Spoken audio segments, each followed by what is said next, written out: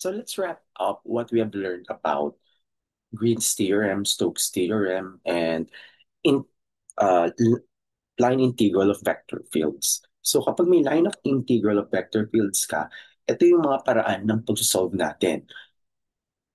Number one, it's either using the definition. So pag ginamit tayo ng definition, alam natin yung curve C natin ay nakaparametrize.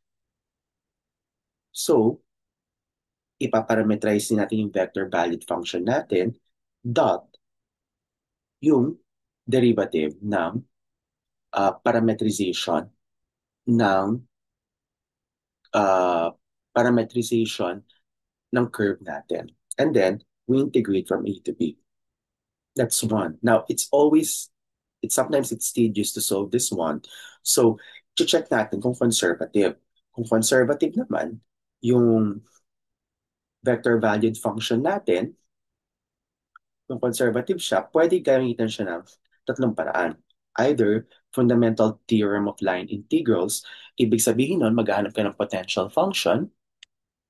At kung makahanap ka ng potential function, well, it's just a matter of uh, evaluating the potential function sa endpoint ng curve natin evaluated at the potential function minus the potential function evaluated at the initial point or image of the initial point doon sa curve natin. Also, kung conservative ka, ikaw ay path independent. So pwede kang pumili ng ibang path that connects point A, point B, ibang path, let's call it C1. At pag nakapili ka ng path, pwede mo gumamit ng definition kung mas madali mag-solve nun. And lastly, kung ang curve mo ay closed at conservative yung vector field mo, automatically zero yung zero yung uh, uh, line integral of vector fields mo. Okay?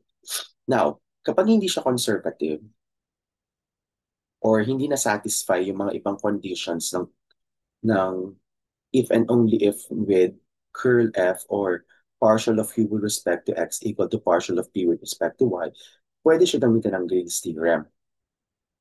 Ang Green's theorem, ang sinasabi, kapag si F ay may dalawang components, P, Q, at yung R, okay, P, Q, pwedeng i-express ang line integral natin over the closed curve C. So ito yung pagkakaiba niya dito. Dito yung C, not necessarily closed. Dito, closed na.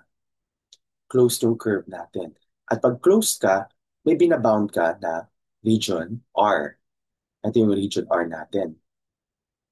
So sabi daw doon, to evaluate this vector field of this line integral over a closed region C, it's just a matter of getting the double integral over the region R ng partial of Q over X minus partial of P with respect to Y. And then, it's up to you if you want to use type 1, type 2, or polar sa pagsusolve itong double integrals ito. Depende sa region R natin. Yung R, yan yung region R na ini-enclose ni curve C.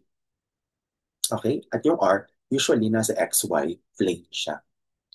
Now, kapag mas general, yung Stokes theorem. Yung Stokes theorem naman, ganun din, ini-integrate mo over a closed curve C. Pero this time, yung closed curve C, boundary siya ng isang surface na nakalutang sa 3D space.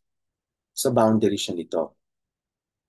So, kung isolve mo siya at boundary siya ng isang surface, you can just get the curl of F, dot the normal of the surface S. Okay? More on this on how to compute later on. Curl F, and F here is a function of three variables, x, y, z. Unlike dito, function lang siya ng two variables, x, y. Dito, function ng three variables, so p, q, r. And S here is the surface in R3 whose boundary is C. Okay?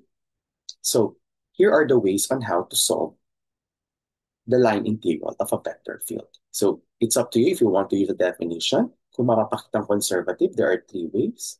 Or you can use Green's theorem or you can use Stokes' theorem kung hindi mo na-satisfy ang conservativeness.